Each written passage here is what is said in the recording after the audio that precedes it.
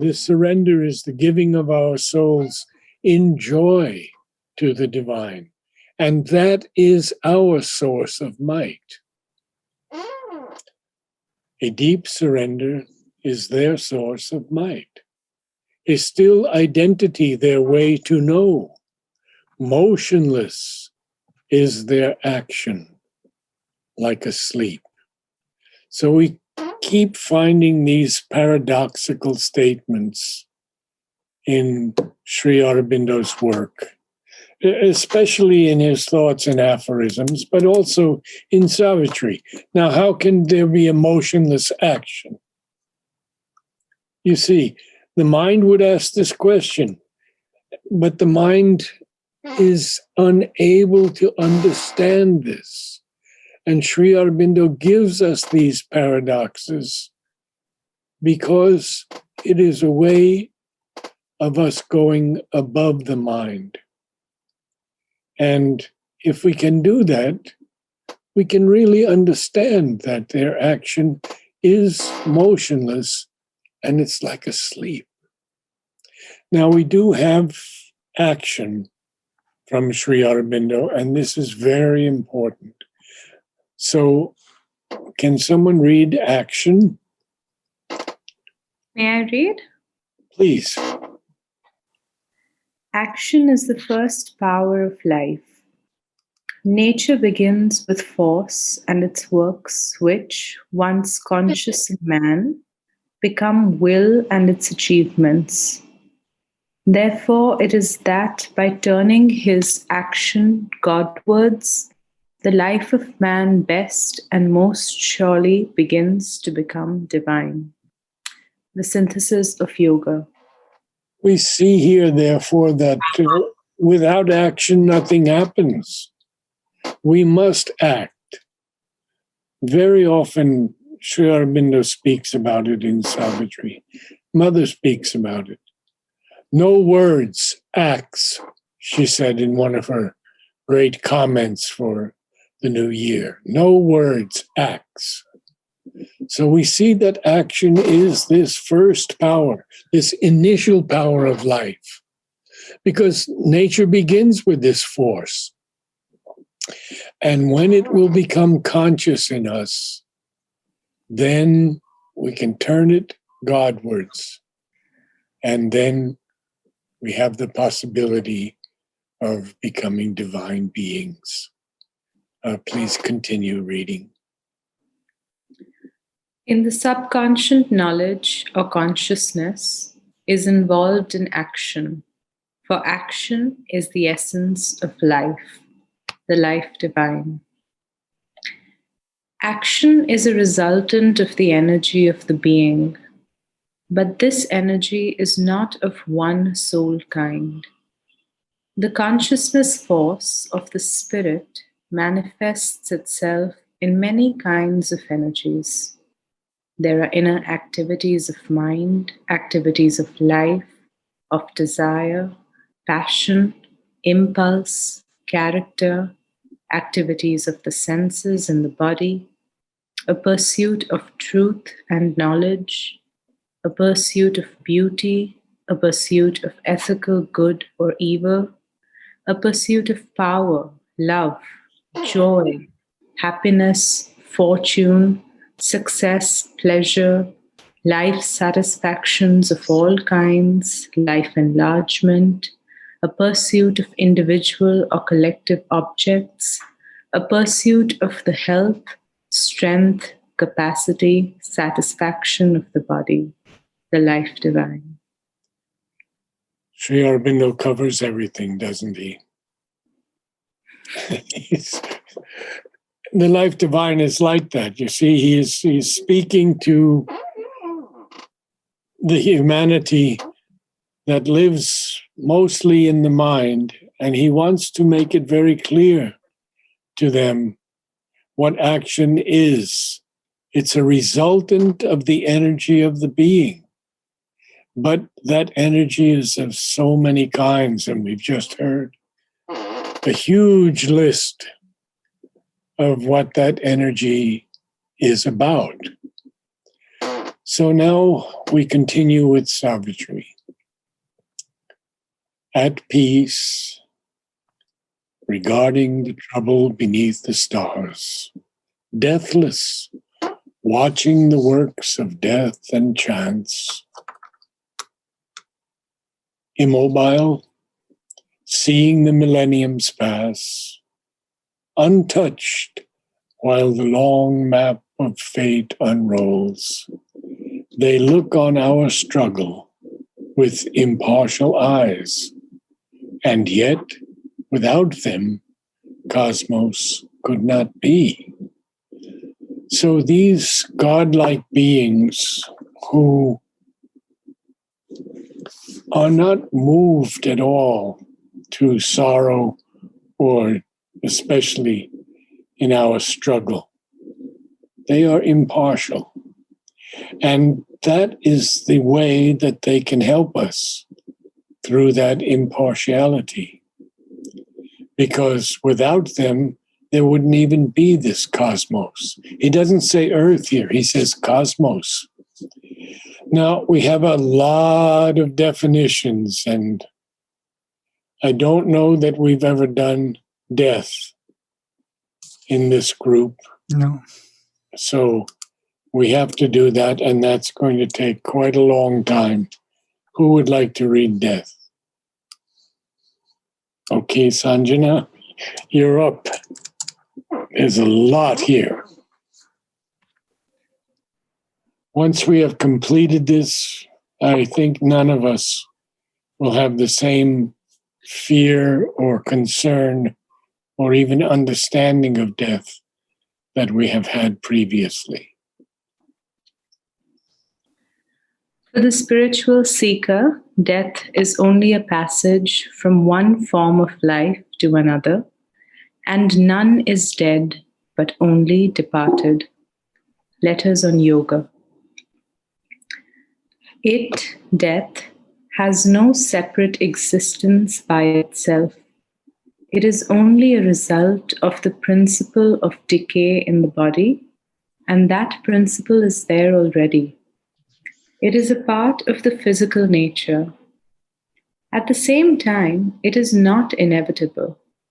If one could have the necessary consciousness and force, decay and death is not inevitable.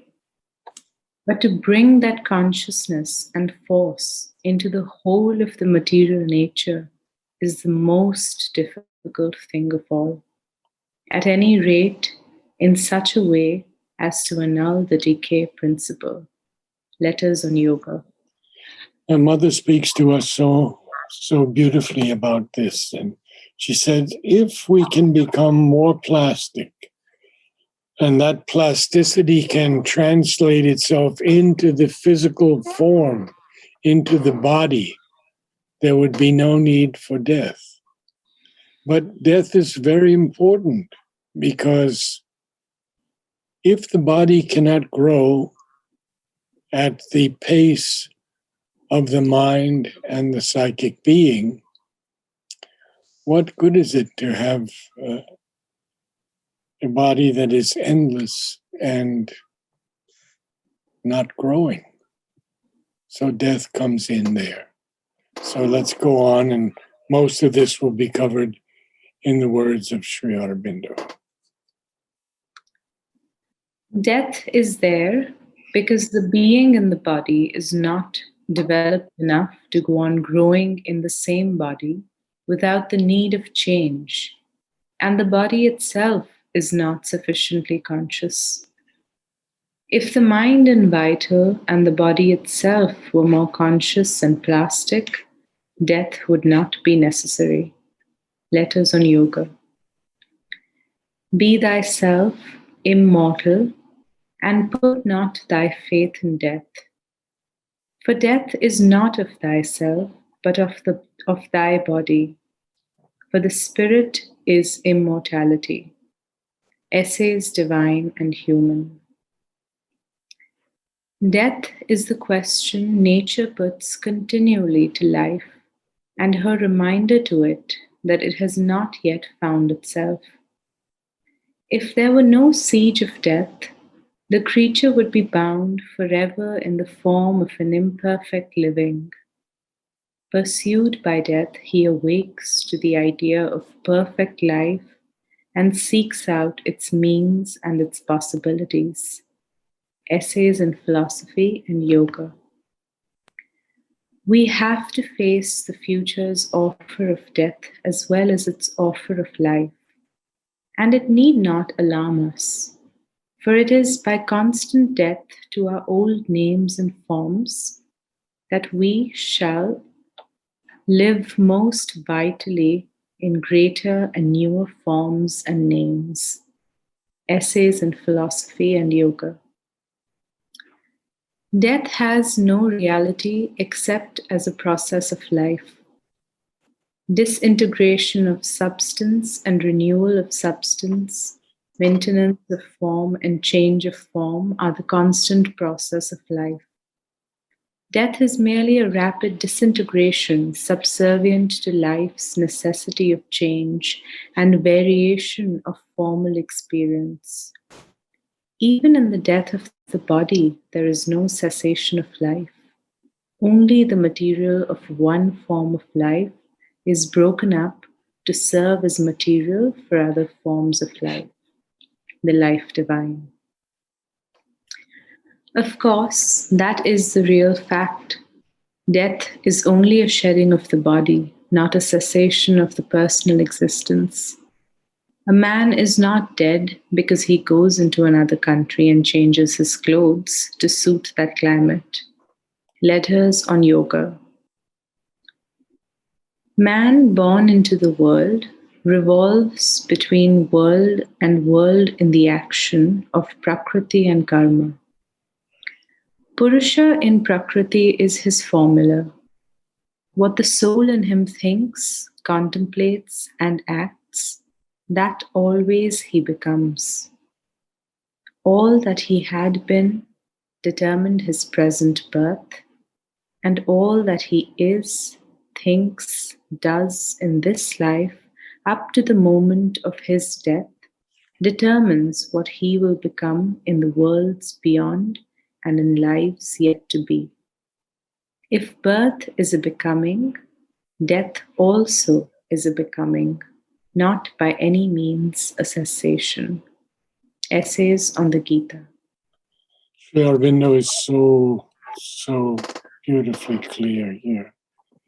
When he says to us that there is never any cessation of life, even when we die, what is done with the body? Well, the Parsis have their way, the Christians have their way, burial, or cremation, which is becoming very popular. Well, the ashes go into another life, and they serve as material for another form of life. It is very difficult for us when we are in the human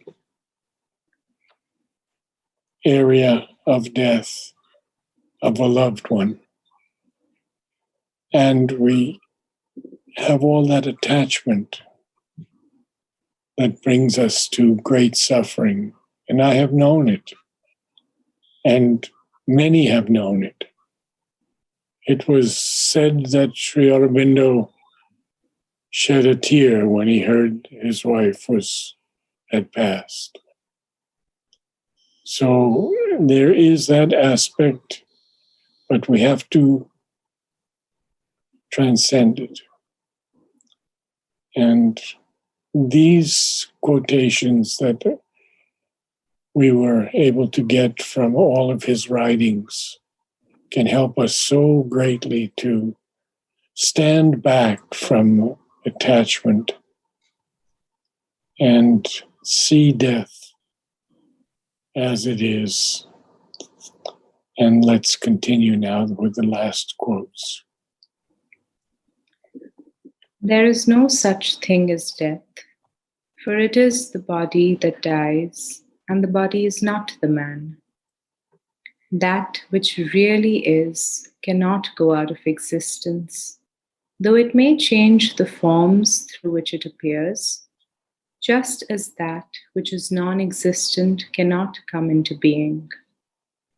The soul is and cannot cease to be. This opposition of is and is not, this balance of being and becoming, which is the mind's view of existence, finds its end in the realization of the soul as the one imperishable self by whom all this universe has been extended. Finite bodies have an end, but that which possesses and uses the body is infinite, illimitable, eternal, indestructible. It casts away old and takes up new bodies as a man changes worn out raiment for new. And what is there in this to grieve at and recoil and shrink? This is not born, nor does it die, nor is it a thing that comes into being once and passing away will never come into being again. It is unborn, ancient, sempiternal. It is not slain with the slaying of the body. Who can slay the immortal spirit? Weapons cannot cleave it, nor the fire burn, nor do the waters drench it, nor the wind dry. Eternally stable, immobile, all pervading, it is forever and forever. Not manifested like the body, but greater than all manifestation, not to be analyzed by the thought, but greater than all mind, not capable of change and modification like the life and its organs and their objects, but beyond the changes of mind and life and body. It is yet the reality which all these strive to figure. Essays on the Gita. There is something where Sri Aurobindo tells us that we feel that the soul is in us, but we should turn that around and realize that we are in the soul. The soul encompasses us. The soul is much larger than our bodies. Yes, we have an aura that extends out from our bodies, but the soul is so vast, and we are contained in that soul. So let us go to the last quote. Even science believes that one day death may be conquered by physical means, and its reasonings are perfectly sound. There is no reason why the supramental force should not do it. Forms on earth do not last. They do in other planes, because these forms are too rigid to grow expressing the progress of the spirit. If they become plastic enough to do that, there is no reason why they should not last. Letters on Yoga. It's a very interesting point Sri Aurobindo tells us here, that forms last in other planes. These are the gods. And these gods are not evolutionary. They are fixed, and therefore they last. But Mother has tried to convince them to take birth in a human body. And I believe she got two of them to agree, and the others would not agree, because they don't want to go through the pain of being human. And so we've come to the end of this extraordinary passage on death. And we have these beautiful lines, you see, at peace, regarding the trouble beneath the stars. Oh, what is that trouble beneath the stars? It's us on earth. We are the trouble beneath the stars, humanity, deathless, watching the works of death and chance, and immobile, seeing the millenniums pass, untouched, while the long map of fate unrolls. They look on our struggle with impartial eyes, and yet, without them, cosmos could not be. And next week, we probably have to go through chance and fate. But I would like someone to read from even before the beginning of this week's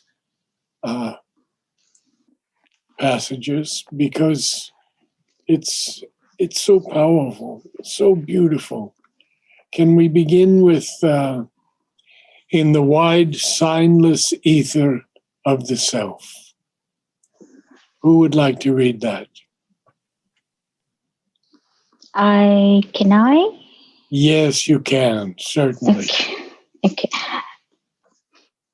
In the wide, signless ether of the self, in the unchanging silence, white and nude, aloof, resplendent like gold dazzling suns, wheeled by the ray no mortal eye can bear, the spirits bare and absolute potencies burn in the solitude of the thoughts of God, a rapture and a radiance and a hush, delivered from the approach of wounded hearts, denied to the idea that looks at grief, remote from the force that cries out in its pain. In his inalienable bliss they live, immaculate in self-knowledge and self-power. Calm they repose on the eternal will. Only his law they count and him obey. They have no goal to reach, no aim to serve. Implacable in their timeless purity. All barter or bribe of worship they refuse, unmoved by cry of revolt and ignorant prayer. They recon not our virtue and our sin. They bend not to the voices that implore. They hold no traffic with error and its reign. They are guardians of the silence of the truth. They are keepers of the immutable decree. A deep surrender in the source of might, a still identity their way to know. Motionless is their action like sleep. At peace regarding the trouble beneath the stars, deathless watching the works of death and chance, immobile seeing the millenniums pass, untouched while the long map of fate unrolls. They look on our struggles with impartial eyes, and yet without them cosmos could not be.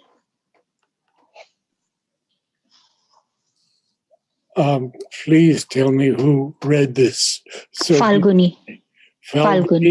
It's absolutely beautiful reading. Thank you so much. Thank you. What a wonderful day we had. I do have one question on death. I don't know if it's appropriate at this time. We have 1 more minute to go. Please ask it. Does that, so when we say deathless in the like the next evolutionary, would that be in the physical matter, in the current earthly plane, or a different plane?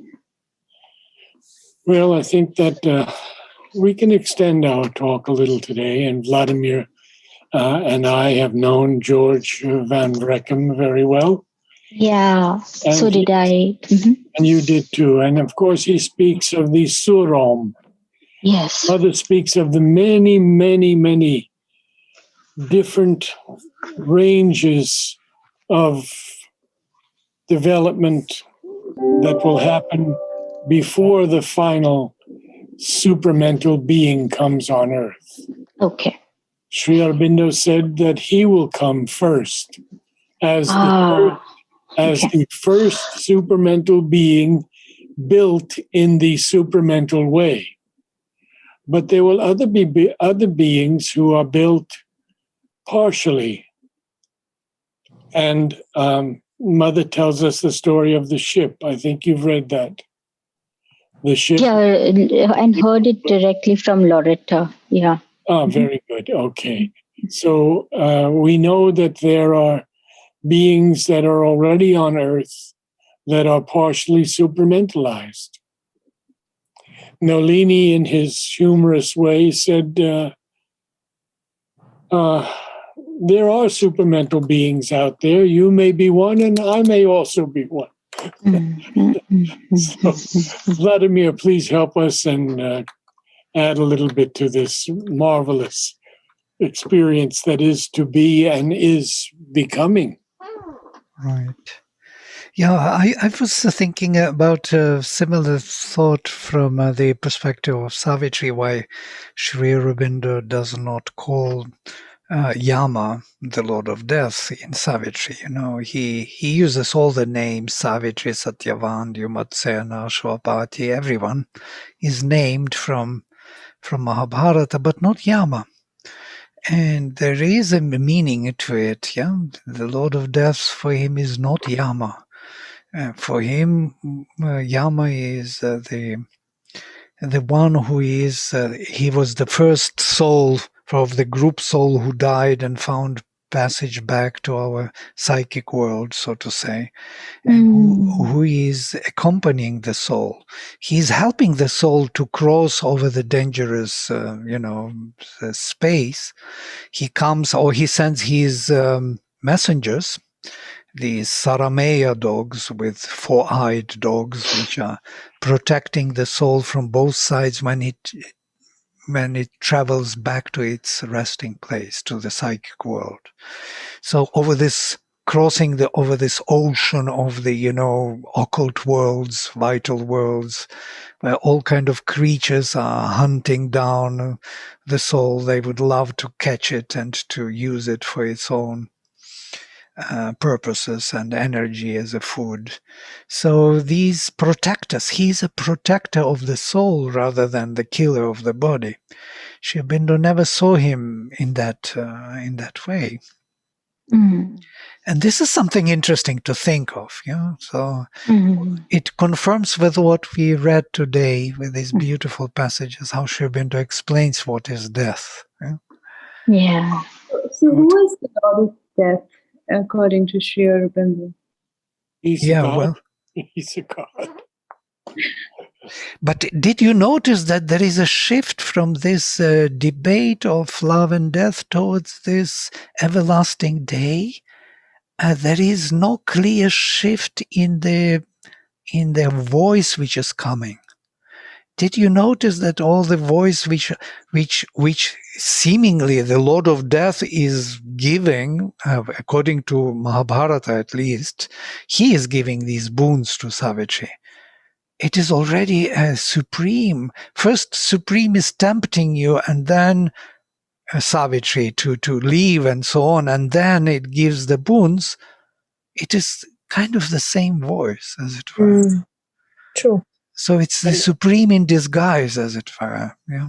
But doesn't she, at the time when she's face to face with death and she's talking to death, and death refuses to be transformed, doesn't she engulf death in her light? Absolutely, yes. He was eaten by light. Yes, his body was eaten by light. Yes, his spirit devoured. Yeah. And yes, it's true. And at the same time, at the end of the passage, you notice she will say, "Live, death, be still my instrument." Yes. Why does she say?